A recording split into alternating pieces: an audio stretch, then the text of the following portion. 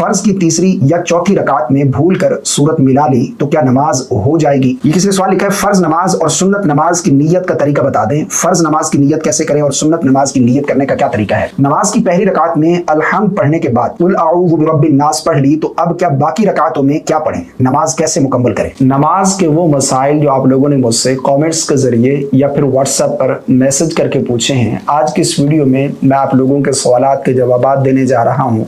नमाज के बहुत ही अहम मसाइल हैं जो आप लोगों ने मुझसे पूछे हैं। मेरी आपसे गुजारिश है कि इस वीडियो को मुकम्मल वॉच कीजिएगा। हो सकता है आपके माइंड में भी कोई इससे रिलेटेड सवाल हो जिसका जवाब आप चाहते हो और इसी वीडियो में ही आपके सवाल का आपको जवाब मिल जाए। अगर नहीं, इसके अलावा आपका कोई सवाल है तो आप कमेंट कर दें। इंशाअल्लाह अज़्ज़ा वजल आपके सवाल का आपको ज़रूर जवाब दिया जाएगा। बिला ताख़ीर आप लोगों के सवालात का सिलसिला शुरू करते हैं।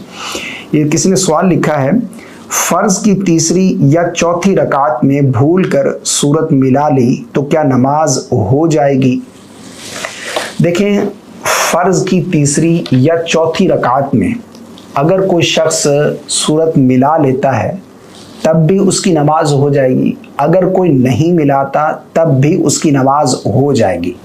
देखें, फर्ज की तीसरी और चौथी रकात में सूरत मिलाना ये ज़रूरी नहीं है, बल्कि इमाम के लिए तो सूरत मिलाना ये मकरूह है कि मुक्तदियों पर ये चीज़ गिरा ना गुजरे।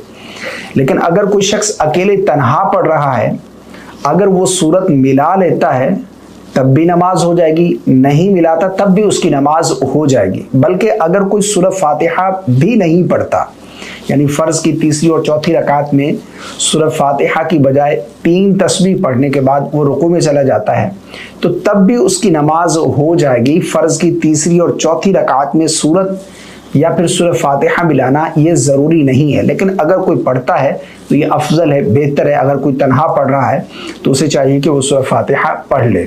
और इसी तरह अगर कोई नहीं पढ़ता तब भी उसकी नमाज हो जाएगी। फ़र्ज़ की सिर्फ 2 ही रकातों में सूरत मिलाना ये ज़रूरी है। अगर आप पहली 2 रकात में मिला चुके हैं तो अगली 2 रकातों में सूरत मिलाना ये ज़रूरी नहीं है। ठीक है ना? मुझे उम्मीद है आपको मेरी बात समझ आ गई होगी।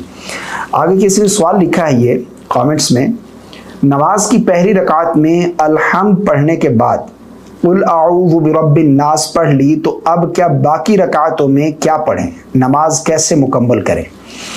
देखिए, अगर किसी शख्स ने नमाज की पहली रकात में सूरह फातिहा के बाद कुल आऊज़ु बिरब्बिन नास, कुरान मजीद की आखिरी जो सूरह है, ये तिलावत कर ली, तो अब उलमा ने लिखा है कि उसे चाहिए कि वो बाकी तमाम रकातों में सूरह फातिहा के बाद यही सूरत तिलावत करे, क्योंकि सूरतों की तरतीब जो है ना ये ज़रूरी है। यानी पहली रकात में जो आपने सूरत तिलावत की है, अगली रकात में उससे अगली सूरत होनी चाहिए। अब कुरान मजीद की आखिरी सूरह आपने पहली रकात में तिलावत कर ली तो अब उलट तो आप कर ही नहीं सकते। यानी ऐसा नहीं आप सूरह फलक पढ़ रहे हैं या सूरह इखलास पढ़ रहे तो ये उलट हो जाएगा। तो इसलिए उलमा ने लिखा है कि अब उसे चाहिए कि वो हर रकात में सूरह फातिहा के बाद यही सूरत तिलावत करे। ठीक है ना? यानी कुल आऊज़ु बिरब्बिन नास यही सूरत हर रकात में तिलावत करने के साथ अपनी नमाज को मुकम्मल करे। ठीक है ना? और सूरतों की तरतीब जो है ये ज़रूरी है। कोशिश करनी चाहिए कि इस तरह ना हो। लेकिन अगर कोई भूल गया, पहली रकात में ही सूरत नास तिलावत कर ली, तो अब इसको छोड़ना भी नहीं है। ऐसा नहीं कि याद आ गया तो इसको छोड़कर पिछली की तरफ लौटना, बल्कि नहीं, इसी को कंटिन्यू रखें और हर रकात में फिर सूरत नास ही तिलावत करने के साथ अपनी नमाज को मुकम्मल करेंगे। आगे ये किसी ने सवाल लिखा है, फ़र्ज नमाज में भूल जाए तो सजदा साहब करें, नमाज दोबारा पढ़ें।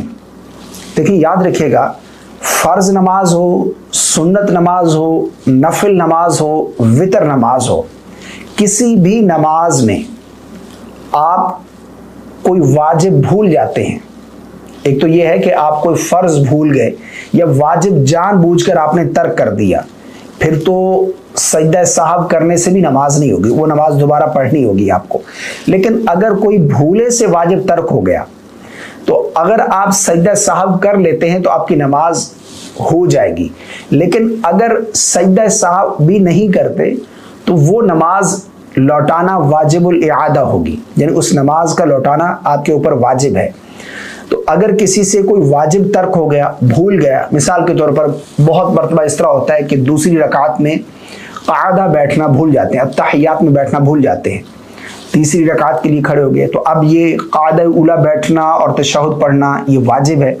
अगर कोई वाजिब इस तरह भूल गया, तीसरी रकात में खड़ा हो गया, तो उसके ऊपर सजदा साहब लाजिम आएगा। अब चाहे वो फ़र्ज नमाज पढ़ रहा है, सुन्नत पढ़ रहा है, ये नफिल पढ़ रहा है, तमाम के लिए यही हुक्म है। बाद लोग ये समझते हैं कि फ़र्ज में अगर भूल जाए तो सजदा साहब नहीं करना होता, बल्कि नमाज दोबारा पढ़नी होती है। अगर कोई वाजिब भूले से तर्क हो गया और आपने सजदा साहब कर लिया तो आपकी नमाज हो गई, आपको नमाज दोबारा पढ़ने की ज़रूरत नहीं है।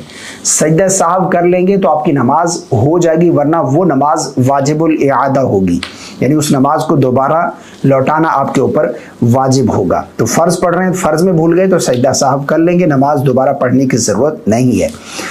ये किसी ने सवाल लिखा है, फ़र्ज़ नमाज और सुन्नत नमाज की नीयत का तरीका बता दें। फ़र्ज़ नमाज की नीयत कैसे करें और सुन्नत नमाज की नीयत करने का क्या तरीका है? देखिए, नीयत करना यह ज़रूरी है। सबसे पहली बात, इन्नमल आमालु बिन्नियात, आमाल का दारोमदार नीयत पर है। लेकिन नीयत है क्या? नीयत कहते किसे हैं? नीयत कहते हैं असल दिल के पुख्ता इरादे को। अब ये जो इन्होंने सवाल लिखा है ना, ये इस वजह से लिखा है, ये अल्फाज पूछना चाह रहे हैं कि वो अल्फाज कौन से हैं जिनसे हमने नीयत करनी है। तो नीयत के कोई ख़ास अल्फाज नहीं है। ज़ुबान से अल्फाज अदा करके नीयत करना ये कोई ज़रूरी नहीं है, बल्कि उलमा ने इसे मुस्तहब लिखा है, बेहतर लिखा है। लेकिन असल नीयत दिल का पुख्ता इरादा है, और दिल के इरादे की ही नीयत का एतबार किया जाएगा, ठीक है ना।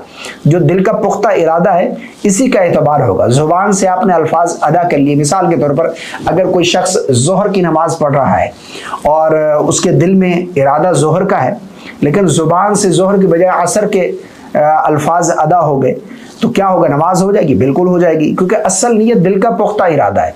तो जुबान से अल्फाज अदा करना ये कोई ज़रूरी नहीं है, मुस्तहब है। तो ये चीज़ समझने वाली है कि नीयत असल दिल का पुख्ता इरादा। फ़र्ज़ पढ़ रहे हैं, आपके दिल में इरादा है मैं ज़ोहर के फ़र्ज़ पढ़ रहा हूँ। आप सुन्नत पढ़ रहे हैं, आपके दिल में इरादा है कि मैं ज़ोहर की सुन्नतें पढ़ रहा हूँ, पहले वाली पढ़ रहा हूँ, बाद में पढ़ रहा हूँ, या असर के फ़र्ज़ पढ़ रहा हूँ, ज़ोहर के इशा के फ़र्ज़ पढ़ रहा हूँ। दिल में इरादा है, यही असल नीयत है। ज़ुबान से अल्फाज अदा करके नीयत करना ये कोई ज़रूरी नहीं है, ना इसको आप लाजिम समझें अपने ऊपर। मुझे उम्मीद है आपको मेरी बात समझ आ गई होगी। ये चीज़ क्लियर करना बहुत ज़रूरी था। बहुत से लोग इसमें गलत फहमियों का शिकार है। वो ये समझते हैं कि अल्फाज हैं कोई ख़ास, उन्हीं से ही हम नियत करेंगे। तो ऐसा बिल्कुल नहीं है, कोई ख़ास अल्फाज नहीं है नियत के, दिल के इरादे का नाम ही नियत है। तो ये चंद एक सवालात थे जो कि बहुत ही अहम थे और बहुत से लोग ये जानना चाह रहे थे। अगर इसके अलावा आपका कोई सवाल है तो आप कॉमेंट कर दें, इंशाअल्लाह अज़्ज़ व जल आपके सवाल का आपको ज़रूर जवाब दिया जाएगा।